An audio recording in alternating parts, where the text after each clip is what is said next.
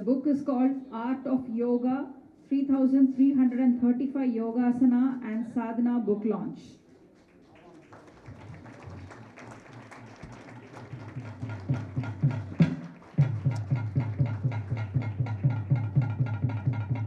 And that's a pretty huge book.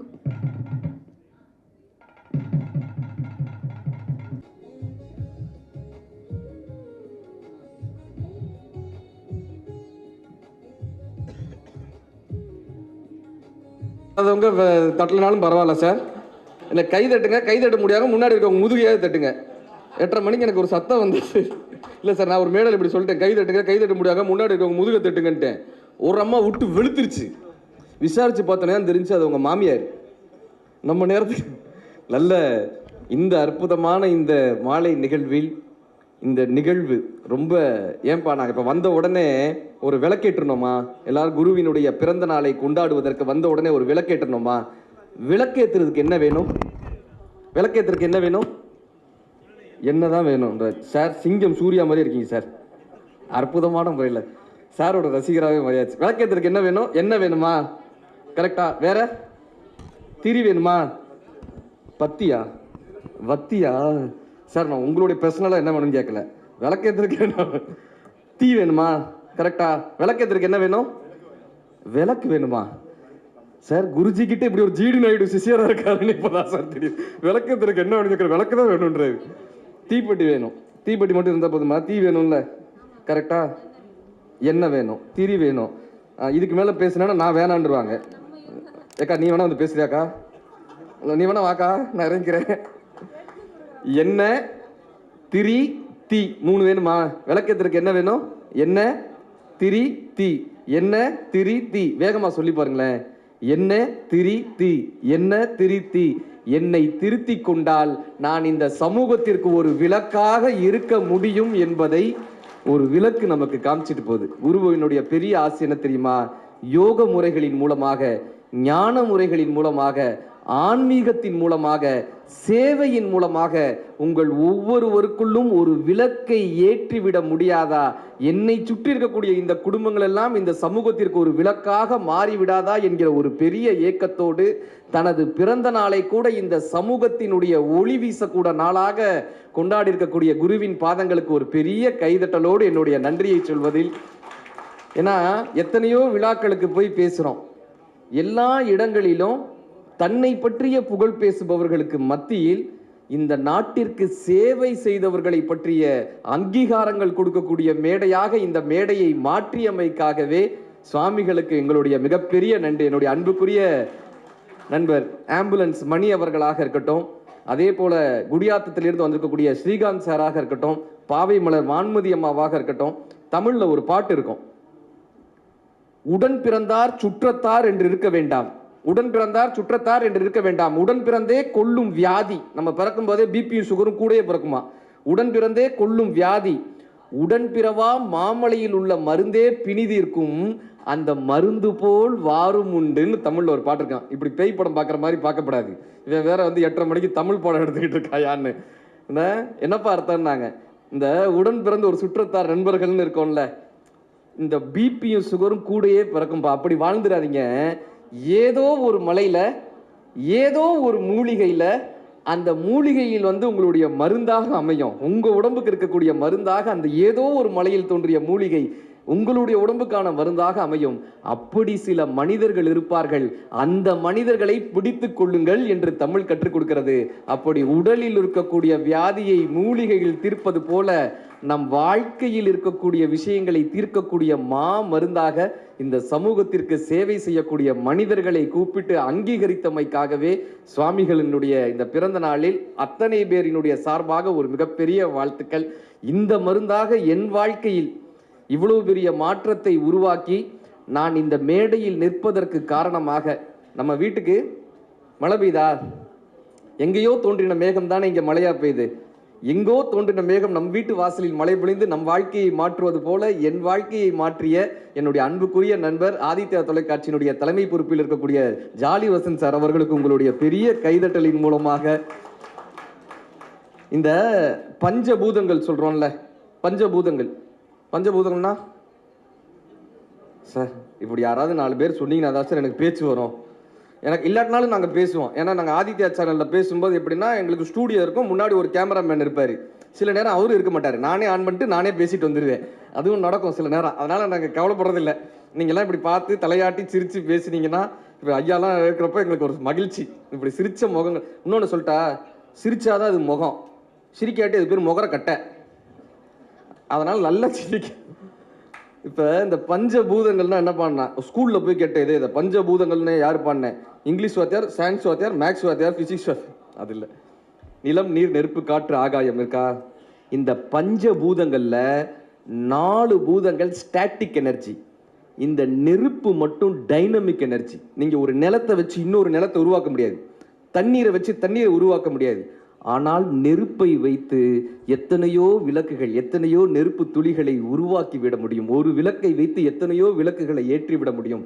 அப்படியான ஒரு தீபச் சுடராக இந்த குருவின் மூலமாக இத்தனை விளக்குகளை ஏற்றிவிட முடியாதா என்கிற ஒரு பெரும் முயற்சி தான். இந்த தீபங்களை கொண்டு வந்து விட முடியாதா? இந்த தீபங்கள் இந்த வாழ்க்கையை மாற்றிவிட முடியாதா? இந்த இருளான ஒரு வாழ்க்கை, வாழக்கூடிய வாழ்க்கை இருக்குல்ல, இருளான ஒரு வாழ்க்கை. கரெக்டா? நாமெல்லாம் 2 வகையான வாழ்க்கையை வாழ்றோம். நான் சொல்றது சரின்னா உங்களுக்கு அது அப்ரூவலா இருந்தா கைதட்டலாம். நாமெல்லாம் 2 வகையான வாழ்க்கையை வாழ்றோம். ஒன்று நம்ம வாழணும்னு நினைச்ச வாழ்க்கை, இன்னொன்று நம்ம வாழ்ந்துகிட்டு இருக்கிற வாழ்க்கை. நம்ம வாழணும்னு நினைத்த வாழ்க்கை, இன்னொன்று நம்ம வாழ்ந்துட்டு. தான் பெற்ற பிள்ளையை ஏன் பெற்றோம் என்றுதான் தாயும் அன்று மாண்டு போனாள், தந்தையும் இப்பிள்ளை உருப்படாது என்றுதான் தணலிலே வெந்து போனான். ஊன் பெற்ற உடம்பினை உயிர் கொள்ள வைத்தவன் உயரத்தில் ஒளிந்து கொண்டான், உதரத்தில் என்றுமே தமிழன்னை மட்டுமே உரமாக வந்து நின்றான்னு கண்ணதாசன் ஐயா சொன்னார். இந்த வாழ்க்கை இருக்குல்ல, நாம நினைத்தபடி இந்த வாழ்க்கை அமைந்து விடுற. எத்தனையோ சக்சஸ்ஃபுல் பர்சன் சொல்றாங்களே, சூப்பர் ஸ்டார் சொல்றாரு எனக்கு நிம்மதி இல்லைன்றாரு. அம்பானியினுடைய பையன் திருமணத்தில் சொல்ற, my life is not with colourful flowers, it's will full of த்ரோன்ஸ்ன்றார் இல்லையா? வெற்றி அடைவதால் வாழ்க்கையில் மகிழ்ச்சி வருவதில்லை. குருமார்கள் என்ன தெரியுமா கற்றுக் கொடுக்குறாங்க? இந்த சேவையின் மூலமாக, ஆன்மீகத்தின் மூலமாக குருமார்கள் கற்றுக் கொடுக்கக்கூடிய மந்திர சொல் என்ன தெரியுமா? வெற்றி அடைவதால் வாழ்க்கையில் மகிழ்ச்சி வருவதில்லை, மகிழ்ச்சியாய் இருப்பதுதான் வாழ்க்கையின் வெற்றி என்று கற்றுக் கொடுக்கக்கூடிய சூத்திரத்தை. சந்தோஷமா இருக்கிறது தானங்க வாழ்க்கையில வெற்றி. ஜெயிச்சுட்டோன்னா வாழ்க்கையில வெற்றியா? இல்லைன்னா பட்டினத்தில் பாதி இவன் வாங்கி முடித்தான், அந்த பட்டியத்தில் கண்டது போல் வேலி எடுத்தான், அதில் 8 அடிக்கு 8 அடி மாளிகை வைத்து கட்டிவிட்டு 8 அடிக்குள் சென்று படுத்தான்னு கண்ணதாசன் எழுதினார். ஒரு புது கவிஞர் எழுதினாங்க, தாசில்தார் வீட்டு நாய் இறந்து போனது, ஊரே கூடி துக்கம் கேட்டது. ஒரு நாள் தாசில்தாரே இறந்து போனார், ஒரு நாய் மறவில்லை. அப்ப இந்த பணம் வெற்றியா, புகழ் வெற்றியா என்றால் மனிதமும் ஆன்மீகமும் மட்டும்தான் வெற்றி என்று கற்றுக் கொடுக்கக்கூடிய மிகப்பெரிய பாடத்தை குருமார்களால் தான் கற்றுக் கொடுக்க முடியும். நீங்க மகாபாரதத்துல அர்ஜுனனுடைய குரு யாரு? அர்ஜுனனுடைய குரு துரோணாச்சாரியார். சார் நீங்க எல்லா நிகழ்ச்சிக்கும் வந்துருங்க சார், இப்படி நின்று நீங்க சொன்னீங்கன்னா சந்தோஷமா இருக்கு. அர்ஜுனனுடைய குரு துரோணாச்சாரியார் சொல்றோமா? He already has a guru, correct? Arjuna has already a guru called Dronacharya. Why Krishna turned as a guru? Krishna is his friend, correct? Krishna is a friend. Why Krishna turned as a guru? Because Dronacharya கற்றுக் கொடுத்தது job skills, Krishna கற்றுக் கொடுத்தது life skills. Dronacharya கற்றுக் கொடுத்தது வித்தை, கிருஷ்ணர் கற்றுக் கொடுத்தது வாழ்க்கை. இன்றைக்கு எல்லோருக்குமே வித்தை தெரிகிறது, ஆனால் அந்த வித்தையை வைத்து வென்ற பின்பு இந்த வாழ்க்கையை வாழ்வது எப்படி என்பதுதான் நமக்கு தெரியவே இல்லை. இந்த வாழ்க்கையை வாழக்கூடிய சூத்திரத்தை குருமார்களால் மட்டும்தான் கற்றுக் கொடுக்க முடியும். அவருடைய அந்த பண்பே ரொம்ப அழகுங்க. அவர் ரொம்ப அழகா கொடுத்திருந்தார். மனித குலம் தலைத்து ஓங்க மனதை நீக்கிவிட்டு உயிரோடு இணைவோம், அப்பொழுதுதான் இந்த மனித குலம் தலைத்து ஓங்கும்னு ஒரு மந்திர சொல்லை கடத்திட்டு போயிருக்கார். குருன்றவர் யாருன்னா, தனக்கு தெரிந்த விஷயத்தை கொடுத்து உங்களை வாழ்க்கையில் ஒரு நிலைக்கு மேல் எடுத்து செல்பவர். ஆச்சாரியர்னு தமிழ்ல ஒரு வாசகம் இருக்கும். ஆச்சாரியர்னா யாருன்னா, இந்த வாழ்க்கையினுடைய நோக்கத்தை, நீங்கள் எதற்காக பிறந்தீர்கள் என்ற நோக்கத்தை கற்றுக் கொடுப்பவர்கள் ஆச்சாரியர்கள் இருந்தாங்க. பரமாச்சாரியார்னா யாருப்பான்னா இந்த பிறவியவே நமக்கு அறுத்து கொடுப்பவர்கள் பரமாச்சாரியார்களாக இருக்காங்க. புல்லாகி பூடாகி புழுவாகி மரமாகி விருகமாகி பறவையாய் பாம்பாய் கல்லா மனிதராய் பேயாய் கணங்களாய் அசுரராய் முனிவராய் தேவராய் செல்லா நின்ற இத்தாவர சங்கமத்துள் எல்லா பிறப்பும் பிறந்தளித்தேன் மெய்யே உன் பொன்னடிகள் கண்டின்று வீடுற்றேன் மணிவாசக பெருமான் சொல்லுவார். அப்படியாக இந்த பிறவி என்கிற இந்த பெரும் கடலில் இருந்து தப்பிப்பதற்கு குருவினுடைய அந்த முகம், நான் அடிக்கடி சொல்லுவேன், குருவை பார்க்கும் போதெல்லாம் எனக்கு ஆச்சரியம். நான் ஒரு மணி நேரம் குருவோடு உட்காந்து பேசக்கூடிய ஒரு பெரும் வாய்ப்பு எனக்கு கிடைச்சது. அப்போ நான் ரொம்ப கூர்ந்து அவரை கவனித்தேன். நாம் பேசுகிறோம்ல, நம்ம பேசும்போது நம்முடைய குரலை விட அவர் குரல் உயராத மாதிரி பார்த்துப்பார். நம்ம போய் கை கொடுத்தோம்னா நாமளா கையை விடுவிக்கும் வரை அவர் கையை விடுவிக்க மாட்டார். நம்ம ஏதாவது சொல்லும்போது காதை தாழ்த்தி கேட்பார். எல்லாத்துக்கும் மேல நம்ம பேசும்போது நம்மளை பார்த்து பேசுவார். நான் உங்களை கேட்டுக்கிட்டு இருக்கேன் அப்படின்னு பார்த்து பேசுவார். நம்ம கிளம்புறோம்னா வாசல் வரை வந்து வழி அனுப்புவார். இப்படியான பெரிய பண்புகள் இருப்பதனால் தான் அவர் இங்க அமர்ந்திருக்கிறார். இங்க அத்தனை பேரும் அவருடைய சார். மாவீரன் அலெக்சாண்டர் குதிரையில உட்கார்ந்துருக்காரு. திடீர்னு மக்கள் கூட்டம் கூட்டமா வராங்க. இவர் குதிரையில இருந்து இறங்கி தன்னைத்தான் பார்க்க வராங்க போல, தன்னோட செல்ஃபி எடுக்க போறாங்க போல, அப்படி ரெடியா நிக்கிறாரு. ஆனா அவங்க வந்தவங்க என்ன பண்றாங்கன்னா அவர் அப்படியே ஓவர்லாப் பண்ணி அந்த பக்கமா போறாங்க. அந்த பக்கம் யாரா இருக்கான்னு பார்த்தா ஒரு கோமணத்தோட ஒருத்தர் படுத்திருந்தார் சூரிய ஒளியில. டயோஜனிஸ் என்கிற மிகப்பெரிய ஞானி அப்படி படுத்திருந்தார். இவர் போய் டயோஜனிஸ்ட கேட்கிறாரு, நான் இந்த நாட்டை ஆளக்கூடிய அரசன், மிகப்பெரிய படைகளை உடைய அரசன், என்னை விட்டு விட்டு இந்த மக்கள் எல்லாம் உங்களை வந்து சந்திக்கிறார்களே, உங்களிடம் அப்படி என்ன இருக்கிறது? என்கிட்ட வந்து சந்திச்சா நான் பொண்ணும் பொருளும் கொடுக்க போறேன், உங்களை வந்து பார்க்குறவங்க உங்களுக்கு என்ன இருக்கு? டயோஜனிசின் வார்த்தை என்ன தெரியுமா? நீ வாளின் கூர்மையால் உலகை வென்றவன், நான் நூலின் கூர்மையால் என்னை வென்றவன். உலகை வெல்பவனை விட யார் ஒருவன் தன்னை வெல்ல முடிகிறதோ அவர்கள்தான் உலகத்திற்கான வழிகாட்டியாக இருக்க முடியும். என்னிலே இருந்த ஒன்றை யான் அறிந்ததில்லையே, என்னிலே இருந்த ஒன்றை யான் அறிந்து கொண்டனின், என்னிலே இருந்த ஒன்றை யாவர்கான வள்ளீரோ, என்னிலே இருந்திருந்து யான் உணர்ந்து கொண்டேனேன்னு சிவவாக்கியர். 8:30 மணிக்கு சிவவாக்கியரை சொல்றேன்னு நினைச்சிடாங்க. இதுதான் கிடைச்சிற நேரம்ன்றதுனால சொல்லிடுறேன். ஒரு 3 விஷயம் சொல்லி முடிச்சிடுறேன். இப்போ நம்ம வாழ்கிறோம்ல வாழ்க்கை, இந்த வாழ்க்கையை ஆங்கிலத்தில் 3ஆக பிரித்தாங்க.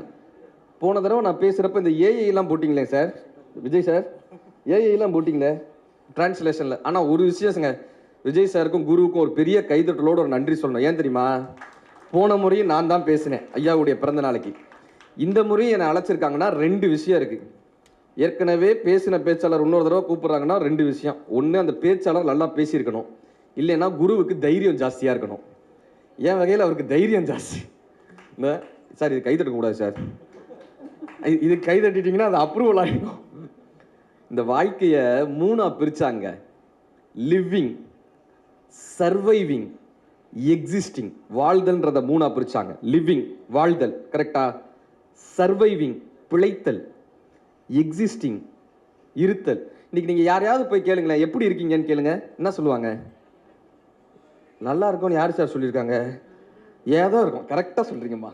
இல்லை, நிறைய பேர்கிட்ட கேட்டிருக்காங்க, ஏதோ இருக்கும். இன்னும் சில பேர் சொல்லுவாங்க உங்கள் புண்ணியத்தில் இருக்கேன்னுவா. எனக்கெல்லாம் பயமாக இருக்கணும், எனக்கு இருக்கிறது 4-5 புண்ணியம்டா, அதில் நீ இருந்துட்டா நான் என்னையா பண்ணுறது அப்படின்னு. ஏதோ இருக்கும். இப்போ இந்த இருத்தலுக்கும் வாழ்தலுக்கும் என்னங்க வித்தியாசம்? எங்கே இருக்கேன்னு சொல்லுவாங்க தெரியுமா? வேலூர் ஜெயிலில் இருக்கேன்னு சொல்லுவான், கரெக்டா? நான் வேலூர் சிறைச்சாலையில் 25 வருடமாக வாழ்ந்து கொண்டிருக்கிறேன்னு யாரும் சொல்ல மாட்டாங்க. அப்போ எங்கே இருக்கேன்னு வாங்கன்னா ஜெயிலில் இருக்கேன்னுவான். எங்கே வாழ்கிறேன்னு சொல்லுவாங்கன்னா வீட்டில் வாழ்கிறேன்னு சொல்லுவாங்க, கரெக்டா? வீட்டில் வாழ்கிறேன்னு சார். நீதியரசர் நக்கீரன் சார் வந்திருக்காங்க. உங்களுக்கு ஒரு பெரிய கைதட்டலோடு இந்த நேரத்தில் வரவேற்பதில் மகிழ்ச்சி. ஏன்னா அவர் சிறை கைதிகள் எத்தனை பேரை பார்த்துருப்பாங்க. அவர் பேரு கேட்டார் போலயே நீதியரசருடைய பேரு கேட்டார் போலயே நீதியரசர். இப்போ எங்கே வாழ்கிறேன்னு சொல்லுவாங்க வீட்டில், எங்கே இருக்கேன்னு சொல்லுவாங்க ஜெயிலில். இந்த ஜெயிலுக்கும் வீட்டுக்கு என்ன சார் வித்தியாசம்? ஜெயிலுக்கும் வீட்டுக்கு என்ன வித்தியாசம்? விடுதலை. வீட்டில் மனைவி இருந்து அது ஜெயிலுன்னு சொல்லிடப்படாது, அப்படி சொல்லப்படாது. என்ன ஜெயிலுக்கும் வீட்டுக்கு என்ன தெரியுமா வித்தியாசம்? விடுதலை. அது என்ன ஒரு சின்ன வித்தியாசங்க. தாழ்பால், தாழ்பால், தாழ்பால் உள்ள இருந்தா அது வீடு, தாழ்பால் வெளியே இருந்தா அது ஜெயில். நம்மை நாமே கட்டுப்படுத்தி கொள்ள முடிந்தால் நாம் வீட்டில் வாழ்ந்து கொண்டிருக்கிறோம். நாம் யாராலேயோ நம் மகிழ்ச்சியை கட்டுப்படுத்த முடிந்தால் நாம் சிறைச்சாலையில் இருந்து கொண்டிருக்கிறோம். இந்த வாழ்க்கையை, சிறைச்சாலையாக இருக்கக்கூடிய வாழ்க்கையை மீட்டு வாழ்தல் என்ற கலையை குருமார்களால் மட்டும்தான் கற்றுக் கொடுக்க முடியும். அதற்காகத்தான் இந்த நிகழ்வு. சிறைச்சாலையிலிருந்து மீட்டு உங்களுக்கு வாழ்தல் என்ற கலையை கற்றுக் கொடுக்கக்கூடிய ஒரு பெரும் நிகழ்வு. இத மனம் இருக்குல்ல, இந்த மனம் எப்பயுமே என்ன பண்ணும்னா தண்ணீர் மாதிரி கீழ் நோக்கி தான் போகும். கீழ் நோக்கி தான் போகும். நம்ம ஏதாவது முக்கியமான விஷயம் படிச்சுட்டு இருக்கும்போது பாருங்களேன், இந்த நடிகை செய்த காரியத்தை பாருங்கள் அப்படின்ட்டு ஒரு பார்ப்ப போருமா? நம்ம என்ன பண்ணுவோம், திருவாசகத்தை மினிமைஸ் பண்ணிட்டு என்னதான் பண்ணாங்கன்னு பார்ப்போமே. பாப்பமா சார், யாரோ ஒருத்தர் பிறந்த நாளைக்கு யாரோட கேக் வெட்டிட்டு போறாரு, நமக்கு என்ன வந்துச்சுன்னு கேட்குறேன். அதை உட்காந்து ஊரே கமெண்ட் போட்டுக்கிட்டு இருக்கோமே. புரிந்து கைதட்டி 5 பேருக்கு நன்றி. என்ன இந்த மனம் என்ன பண்ணுது, கீழ் நோக்கி தான் போகும். மனம் வந்து தண்ணி மாதிரி மேலிருந்து கீழ் நோக்கி தான் போகும். இந்த கீழ் நோக்கி போகுதுல தண்ணி, அதை எப்படி மேல் நோக்கி எடுத்து செல்ல முடியும்? நான் ஜெட் மோட்டர் போட்டால் தான் மேல் நோக்கி எடுத்து செல்ல முடியும். அப்படி கீழ் நோக்கி செல்லக்கூடிய மனதை ஒரு மோட்டார் போல் இந்த யோகிகளும் குருமார்களும் இந்த மனதை மேல் நோக்கி எடுத்து சென்று விட முடியாதா என்று நினைக்கக்கூடிய பெரும் கருணையை குருமார்களால் மட்டும்தான் தர முடியும். சார், எல்லாத்தையும் நாமளே பண்ணிட முடியுமானா முடியாது. ஒரு 2 விஷயம் சொல்லி முடிச்சிடறேன். ஒருத்தன் எல்லாரும் கண்ணை மூடிக்கிட்டு தியானம் பண்றாங்க, நாம ஏன் கண்ணை திறந்துக்கிட்டே தியானம் பண்ணக்கூடாதுன்னு யோசிச்சிருக்கான். எல்லாரும் கண்ணை மூடிக்கிட்டு தானே பண்றாங்க, கண்ணை திறந்துக்கிட்டு நாம ஏன் தியானம் பண்ண முடியாது? உங்களுக்கு தமிழ் புரியுமா சார்? ஆனா பரவாயில்ல, இன்ட்ரெஸ்டா கேட்கிறாரு. Super sir. அந்த மாதிரி பரவாயில்ல, இந்த மாதிரி இப்படி கேட்கறதுக்கு ஆள் இருந்தாலும் எனக்கு மகிழ்ச்சியா இருக்கு. கண்ணை திறந்துக்கிட்டு தியானம் பண்ணுவோன்னு போய் உட்காந்தான் ஆற்றங்கரை ஓரமா. கரெக்டா 10:30 மணி ஆச்சு. இன்னைக்கு கண்ணை திறந்துக்கிட்டு தியானம் பண்றோம், மனசு கலையவே கூடாதுன்னு உட்காந்துருந்தான். 10:30 மணிக்கு ஒரு 16 வயசு பொண்ணு இப்படி போச்சு. மனசுலலாம் கடவுள் இருந்தார், கண்ணு மட்டும் அந்த பொண்ணு பின்னாடி இப்படி போச்சு, போய் விட்டு வந்துருச்சு. மறுநாள் யோசிச்சா, ஐயோ இந்த கண்ணு நம்ம சொல்றதை கேட்க மாட்டேங்குது. ஒரு துணி எடுத்து கண்ணை கட்டிக்கிட்டான். இன்னைக்கு நான் தியானம் பண்ணியே தீர்றேன்டான்னு போய் உட்காந்தான். கரெக்டா 10:30 மணி ஆச்சு. கண்ணு பார்க்கல, கொலுசு சத்தம் சல் சல் சல் சல், காது கொண்டு போய் வீட்டில் விட்டு வந்துருச்சு. 3வது நாள் பார்த்தா காதுக்கு 2 பஞ்சை எடுத்து அடைச்சிட்டு, இன்னைக்கு பாரு நான் தியானம் பண்ணியே தீர்றேன் போய் உட்காந்தான். கரெக்டா 10:30 மணி ஆச்சு. கண்ணு பார்க்கல, காது கேட்கல, மூக்கு மல்லிகைப்பூ ஸ்மெல்லு, மூக்கு கொண்டு போய் வீட்டில் விட்டு வந்துச்சு. 4வது நாள் ஒரு கோணி போய் எடுத்து கட்டிட்டு, இன்னைக்கு நான் போய் தியானம் பண்ணியே தீர்றேன்னு போய் உட்காந்தான். இன்னைக்கு நான் தியானம் பண்ணியே தீர்றேன். கரெக்டா 10:30 மணி ஆச்சு. கண்ணு பார்க்கல, காது கேட்கல, மூக்குக்கு ஸ்மெல் வரவே இல்லை. 10:45 ஆச்சு. மனசு சொல்லிச்சான், 10:45 ஆயிடுச்சு, இன்னும் அந்த பிள்ளைய காணோம் அப்படின்னு. இவன் தியானம் பண்ணி. அப்ப இந்த மனம் எப்படி பான்னா, மனம் கிடைக்கும் வரை அதை மலையாக நினைக்கும், கிடைத்த பின்பு அதை கடுகாக நினைக்கும். இந்த மனம் என்பது நல்ல வேலைக்காரன், ஆனால் மோசமான எஜமான். மோசமான எஜமான். இந்த மனதை ஆளக்கூடிய வித்தையை குருமார்களால் மட்டும்தான் கற்றுக் கொடுக்க முடியும். இப்ப இத்தனை பேர் வந்திருக்கோம்ல, இங்க இத்தனை பேர் வந்திருக்கோம்ல, இதில் குருவிடமிருந்து நாம் பெற்றுக்கொள்வது என்னன்றது அதுல பெரிய கேள்வி. இப்ப மகாபாரதத்துல துரோணாச்சாரியார்ட்ட போய் ஜெயத்ரதன் கேட்கிறான், ஒய் அர்ஜுனா, ஏன் அர்ஜுனன், நாங்களும் தானே சிறந்த மாணவன், we are also a best student, why Arjuna, why Arjuna, எப்ப கேட்டாலும் Arjunan is the best student சொல்றீங்களே, ஏன் அர்ஜுனன்? துரோணாச்சாரியருடைய பதில் என்ன தெரியுமா? எக்ஸலண்டான பதில். அதுதான் உங்கள் ஒவ்வொருவருக்கான வார்த்தை. எனக்கு இறைவனின் ஆசீர்வாதம் இருந்தால் என் உதடில் உதரக்கூடிய இந்த வார்த்தை உங்கள் மனதில் ஒரு விதையாக விழ வேண்டும். குருவினுடைய ஆசியின் இருந்தால் இந்த வார்த்தை உங்களுடைய மனதில் விதையாக விழ வேண்டும். உங்களுக்கும் ஆசீர்வாதம் இருந்தால் அந்த விதை உங்கள் மனதில் விருட்சமாகும். துரோணாச்சாரியார்கிட்ட கேட்குறாங்க, ஏன் அர்ஜுனன்? துரோணாச்சாரியார் சொன்ன விஷயம் என்ன தெரியுமா? நீங்க எல்லாருமே பெஸ்ட் ஸ்டூடெண்ட் தான்ப்பா, நீங்க எல்லாருமே நான் சொல்லி கொடுத்ததை அப்படியே பண்றீங்க. ஆனா இந்த அர்ஜுனன் என்ன தெரியுமா பண்றான்? நான் ஒரு அம்புல கத்து கொடுத்தா அவன் 5 அம்புல பிராக்டிஸ் பண்றான்.